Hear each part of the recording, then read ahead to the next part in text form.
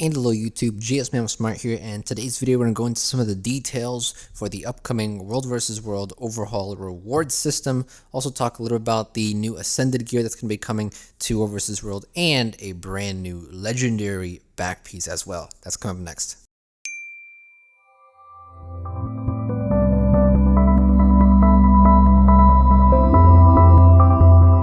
What's up guys, GSmaniamsmart here today with another brand new video for Gaming with GS, and thanks for stopping by. Glad to have you and welcome to another video. If you happen to be new to the channel, happen to be new to any of my videos, I want to welcome you as well, and I encourage you to subscribe to the channel. Plenty of other Guild Wars 2 content videos on the channel. We do Guild Wars news discussions, news summaries, patch recaps, gold guides, gameplay guides, all kinds of cool stuff related to Guild Wars 2 and gaming. So if you're interested in that, go ahead and hit that subscribe button as well as that post notification bell so you can stay up to date with all the most recent videos. Alright, so we are getting closer and closer to the release of the World vs. World reward system overhaul that's coming June 6th, and luckily and thankfully ArenaNet has posted yet another blog post about some of the details behind the reward system. They've also posted about some of the theories or some of the guesses that we had last video and have confirmed a lot of them actually, surprisingly. There will be a legendary backpack, there will be the tier 2, tier 3 Triumphant armor, there will be Ascended gear, there will be a new currency even. So a lot of things we thought was going to happen is actually happening, and it's made a lot of people happy. So I do want to give props to ArenaNet. They've done a really good job with this new update, and obviously we still have to wait to release. We still have to wait till we play it. I'm sure there will be some things wrong with it. I'm sure some things will need to be improved, but on paper right now, this looks like a very good release, a solid effort from the ArenaNet team, and I cannot be thankful enough and more proud of the developers that are developing our favorite game, Guild Wars 2. Now, up until this point, the only people who really played World vs. World were those who were in a guild, who either benefited from World vs. World through their guild somehow, or they had a lot of World vs. World things going on in their guild, and a lot of active players were there, and they had a lot of fun. So those were the people that usually play World vs. World. Or if you wanted to get easy tomes and knowledges, if you wanted to level your character a bit, obviously there are better ways to do that, but if you wanted to do it the World vs. World style, those people played World vs. World. If you wanted to get loot bags because you like killing a bunch of people, even though getting loot bags really isn't the best way to make gold, then you might have played World vs. World. Or if you wanted to do some of the easy dailies, then you might hop into World vs. World for maybe 20-30 minutes. Those were the only people that I really ever saw playing World vs. World. But now, come June 6th, next Tuesday, very soon, I guarantee you a lot more people will be playing World vs. World. A lot more PvE players will be playing World vs. World. And in general, the game mode will be improved by a ton. And the reason why I say this is because this new reward system that they have rolled out is very similar to PvP. When the reward system for PvP was rolled out, we had a lot of people playing PvP. Very similarly now, the same reward system is rolled out, and I guarantee you we'll have a lot of people playing World vs. World as well, which I'm very happy to see. I also want to make a quick comment about how they released this feature pack. They could have very easily bundled this reward system into the expansion. We got word from the recent Guild Wars 2 AMA from developers saying that new rewards for World vs. World, an overhaul to the reward system, and a bunch of other fixes would be coming in the future sometime this year. We know that most likely the expansion will be released this year. They could have very easily bundled the World vs. World changes into the expansion and made yet another selling point. But they didn't. They've actually released this update sooner than a lot of us thought, which I'm very thankful for. This means that maybe the Heart of Thorns map, Desert Borderlands, now has some use. Maybe people will appreciate it a bit more. Who knows? But I'm glad they didn't just take the easy way out and make it another selling point for the new expansion. So that's good news. I really appreciated that, and I thought I'd mention that because that is something that I think is important to realize and important to notice. So let's go ahead and jump into the details for this this reward track that we have. I don't think I'm going to use any timestamps in this video because for the most part this video is strictly going to be about World vs. World rewards. So if you're not interested in it, then I guess click off the video, but I encourage you to watch because there might be some pretty interesting things here that you as a PvPer or as a PvEer might still be interested and you would like. So the new Skirmish reward track is going to be added to the World vs. World tab. Very similar to the PvP reward track, the League's reward track. You'll have some pips. You can rank up every time you cross a division. Every time you get to a new tier, you will get rewards. So just like the PvP reward track system works, will be the exact same way the World vs. World reward track system works. The only difference is that while the reward track with the pips in PvP resets every season, this track will reset weekly when new matchups are made in the World vs. World game mode. Pips are also earned every tick, which means every time the timer goes down to 0, then it resets. You'll earn pips based off of the time you spent playing in that tick period, and they're based off of the following criteria. So there are several ways you can earn pips, and if you happen to be in one of these criteria while you're playing, then you'll get these pips, and they'll add up to a certain amount of pips that will go towards your reward track, will help you rank up in tiers and divisions, just like in PvP. One way is your World vs. World rank. So my guess is that the people who have a higher World vs. World rank, they'll gain more pips compared to someone who has a lower World vs. World rank. They'll gain less pips every time a new tick happens. So that's one of the factors right there, which I think is really great because it allows people to go for a higher World vs. World goal so that it actually makes a difference in how many pips you get. Now, it can't be that huge of a difference because there are a ton of levels in World vs. World. I've seen people in the thousands in levels, so I don't think there's a huge difference in earning pips, but I imagine there's a substantial difference. Maybe you gain 5 or 6 extra pips if you're a certain level, and then it goes down from there. So I do feel like maybe those people who are already very high in rank, they feel like, you know, there's not really a huge selling point for them. But regardless, those people usually are invested in World vs. World, so they'll play regardless. Either way, though, a great incentive based on your rank. Also, whether you are commanding a squad with at least 5 people in it will also determine if you gain bonus pips. Now, this is one of these ones that I feel a bit iffy about.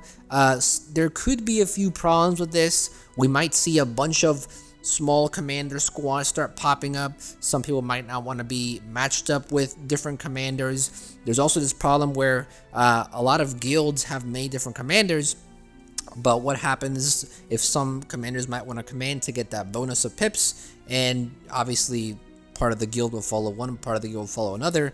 Traditionally, though, you'd have one guild commander and the entire guild follows that one commander, so there might be a bit of a problem or issue there.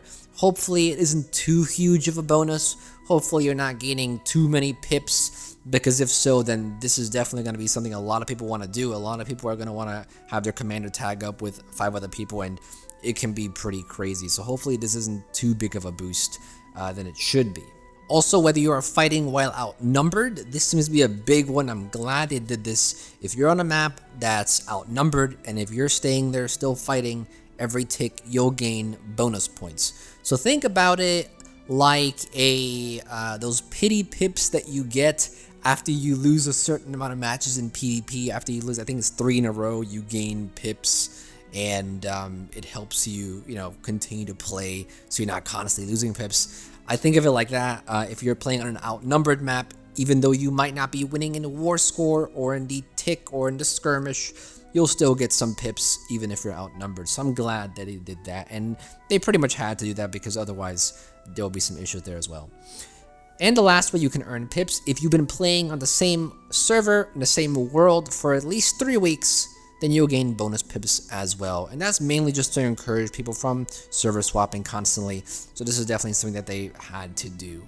So to discourage transferring for rewards, you can only earn pips if you have not transferred recently and if you've earned World vs. World participation.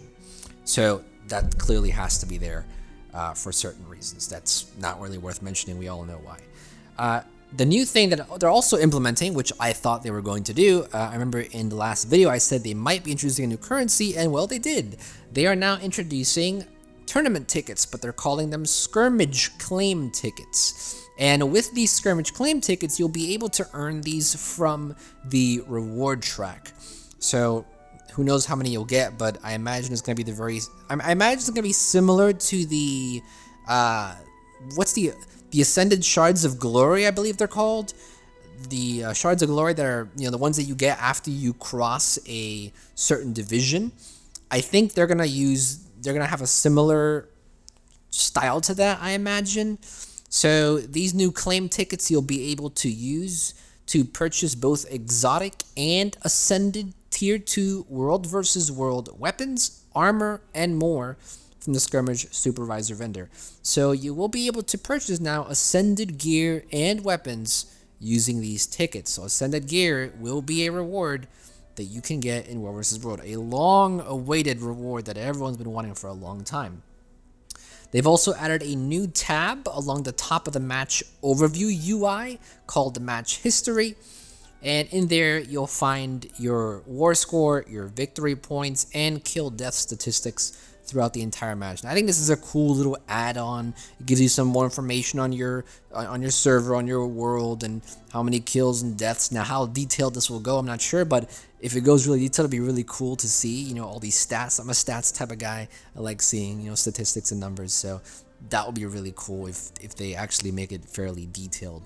You can get a pretty cool understanding of, how your team's doing over the course of time. When you also enter World vs. World, and this goes back to what we talked about the other day in the last video, they're improving LFG. So whenever you enter World vs. World, the squad party UI along the side will display 3 squads and 3 parties that you'll be able to join that are currently listed in World vs. World squad play or party play. So it sort of encourages people to team up a bit more. And that's their improvement to LFG. It's going to be used a lot more, and I appreciate that. A lot of times people may feel lonely in World vs. World or lost, and the fact that, as you enter the world, you'll actually be given the option to join some of the squads or parties, I think is a great way to point players into the proper direction, especially those who are new to the game and are just joining World vs. World. They may not know where to go, and at least they have some type of guidance. Guidance is always something that Guild Wars 2 has been lacking in certain areas. So I'm glad that they're slowly fixing it, and maybe they'll even add extra guidance in the new PvP lobby. I mean, who knows? Now that I'm talking about it, it may as well happen. Tier 3 and Tier 2 Mistforged Triumphant Armor is also here. I should say Mistforged Triumphant Heroes Armor will also be in the release on June 6th, so you'll be able to earn Tier 3, which has been available in the wardrobe for quite some time, but we've never been able to earn it, so that's going to be in-game now. However, unlike the Tier 2 armor, this Ascended armor will not require any crafting to earn. And this is one of the big things that a lot of people hated, especially in the PvP time. There was a time in PvP where you were able to earn Ascended armor and Ascended weapons very easily. You didn't need to do any crafting. It's one of the best ways and the cheapest ways to get it. And for some of us who were able to grab the armor before they patched it, it was great. So for this Tier 3 armor, it will not require any crafting. Most likely, and what my guess was, and my guess is still that they haven't confirmed it yet, but you're probably going to have to craft one of the Grandmaster marks. Very similar to in PvP, where you have to craft one of the Grandmaster marks as well. Several of those are required. I imagine those are going to be required for Tier 2 Ascended armor as well. But I imagine then for Tier 3 Ascended armor, you will not be required to craft those Ascended marks. The Grandmaster marks, and it will only cost you the currency that they're choosing to use, which is clearly going to be the new currency they have, the Skirmish claim tickets or the tournament tickets that they're terming them to be. So that's great news. At least there's an option. I imagine it's going to be, it requires a higher rank and it's going to require more tickets, but essentially you won't have to do any of the annoying crafting if you don't want to. So if you're not level 500 crafting in a certain area, you don't have to invest all that gold to get to 500 crafting. You'll be able to earn it in other ways, which is great. I hope they, give an option like that in PvP, because that will be awesome.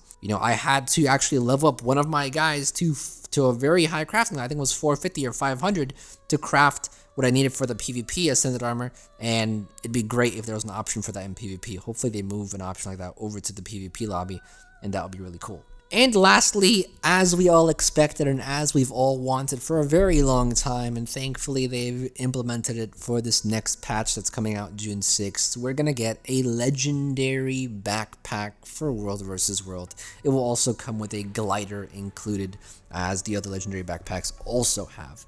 Now, the cool thing about this is that it's not locked behind a giant time gate or behind a giant level requirement. You only have to be rank 50 in World vs. World, and you'll be able to purchase the first tier. So, if you're not a very high level, it's okay. You don't need to be level 1000 or level 200. As long as you're 50, you can already start working towards this legendary backpack that they are calling Warbringer. Now, this backpack is supposedly themed after Siege, and it emits fire when entering combat, so it sort of fits very well into the transforming armor that they have currently for legendary armor.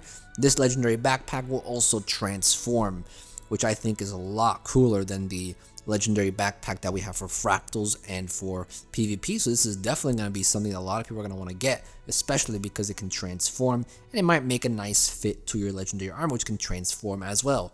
Who knows, maybe in the future Legendary Weapons 3.0 will have transforming weapons, maybe. That'll be kind of weird to have, but who knows. Transformation is definitely something they're pushing hard now, it seems like.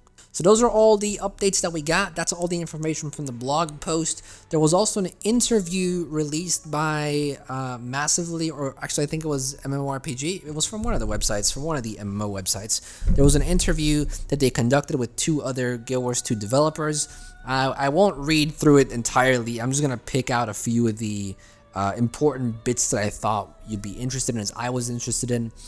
For one, some guilds will have multiple commanders, and one of the questions that came up would be if there will be an issue there, as if you have regular squads playing, if you are aware, you don't have to be a commander to create a squad. You can create a squad and not have a commander tag up. So the question was whether squads will be able to get a benefit and a bonus from that bonus. If you're commanding a squad, you get a bonus from it. If you have a squad and if you're in that squad, do you still get a bonus even though you might not be a commander? And Ariana said, if you're in a squad, but if you're not the commander, you won't get a bonus. So even though being in a squad does help with targeting and visibility, you have to be a commander to actually get that bonus. So that's what I was talking about earlier. There may be a bit of an issue there, but I don't think it'll be too drastic, especially if the bonus isn't that big. Then I don't think a lot of people will care that much. Also, regardless of war score, while winning does help, the most important factor in gaining pips is activity. So one of the things you might be worried about, and might be a concern, is the people who constantly win. Are they going to get more pips? And if a person is constantly active and constantly winning, then yes, essentially they will be getting more pips. But even if you lose, you're still going to get pips. So you don't necessarily have to win every skirmish to get a bunch of pips. Just based on your activity, you'll get pips as well. The other important thing to remember and realize is that you're going to get pips every tick, and winning pips are only awarded based on war score and not on the skirmish score. And the other important thing to realize is that the war score is going to reset every 2 hours. So for some reason, you might be in one of those 2-hour periods where you see that the people that are online currently aren't doing too well, or maybe you're outnumbered constantly, or maybe you're not winning any skirmishes. You can very easily log off, or you can do something else in Guild Wars 2, come back in 2 hours again, or in an hour, however long it takes for the war score to reset, and you'll be able to restart from 0 again. So there's a pretty fair chance for a lot of different servers to win, and a lot of different worlds to win, because the war score will be reset every 2 hours, and every 2 hours, teams will be getting the winning pips for your reward track. So winning pips are only granted after every 2 hours, but you still will be getting pips after every tick. And the important part is activity. If you're active in World vs. World, you'll get pips. It doesn't matter if you're winning. If you're not active, you won't get any pips. So you have to be active. You also have to earn a tier 3 participation to start even earning pips. And they've also increased the decay time. So if you're someone who just, every time the ruins are uncapped or they respawn, you capture the ruins and you think you're done, you did your participation.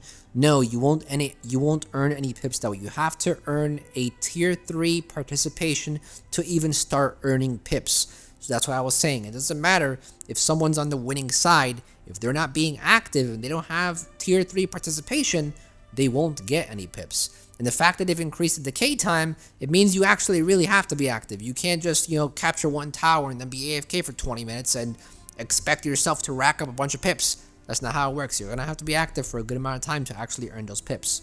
So it seems like what Arena is doing is focusing a bit more on the moment-to-moment battles. In fact, in the interview, they said that they want to award players more for the moment-to-moment battles rather than for winning matchups, which means that if you're winning the matchup at the end of the week, there are no rewards for that. You're not going to get bonus pips or bonus items or bonus gear for winning matchups. You're only going to get rewards for winning those moment-to-moment battles, which are the resets that happen every 2 hours based on war score and based on these skirmishes, which I think is a great idea because that means people won't be discouraged that their team's not winning by the end of the week. The other team will get more rewards or more pips. It really only matters on the moment-to-moment battles. Which I really appreciate. I think that was a really great idea. So that's also good to see. And the last note that I have is about transferring servers, since I know several of you might have a question about that. So any player who has transferred after the 26th of May will not be eligible for the skirmish rewards until they've been in that world for an entire match. And as I said before, these transfer restrictions are mainly important because they don't want people, changing servers and getting rewards just because they switch servers. They want to make sure that world loyalty and sticking to their community is valued. And if you happen to stick there for an entire match, and even if you stay on one world server for 3 weeks, you'll get bonus pips and you'll get the rewards that you're supposed to earn. So server loyalty, world loyalty, and the value in the community there is a factor in you gaining rewards and is a factor in you gaining pips, which I personally like. At the end of the day, it really just comes down to those moment-to-moment battles, like I said earlier, and that's what's being rewarded, which I'm glad that they're doing. So that pretty much summarizes the interview that we had. That pretty much summarizes the blog post that they released. Hopefully you found the information helpful. Hopefully you found it informative. If you did, go ahead and leave a like on the video. Any questions, comments, things that I may have missed or I didn't explain right, go and leave a comment down below. Make sure you check that comment section. There might be a lot of smart comments and some things might be a bit better explained than I did. So make sure you leave a comment down below if you have any questions or any suggestions or further clarification. If you haven't subscribed to the channel, go ahead and subscribe. Like I said, plenty of other Guild Wars 2 content on the channel. And I can't tell you enough how excited I am for this June 6th patch. I'm definitely going to be playing War vs. World a lot more. Especially now that there's actually a goal. And I'm definitely going to want to try to get that legendary backpack because I still haven't finished my PvP legendary backpack. And why that is, I don't even know why. I think it's because I need tier 6 materials, or I'm missing something. But it's great to see that we finally have a legendary backpack. We finally have some goals to go for in War vs. World, and there are finally some worthwhile rewards that are worth going for. And I'm just really happy. I think this is going to be one of the most supported and one of the best releases that they've had because a lot of people are appreciating it, a lot of people are liking it, and War vs. World is an important mode in this game. It's one of the 3 main game modes, so the fact that they're continuously supporting it and updating it, that's always good to see. They also made a little note that they have a ton more things coming for War vs. World, so we might see some big stuff coming for the expansion. They said they can't give any details yet. Clearly, that's no surprise, so more stuff is coming, and that's good to see as well. So hopefully you enjoyed the video. If you want to check out my most recent video, click the annotation here. You want to check out a similar videos like this one, click the annotation here.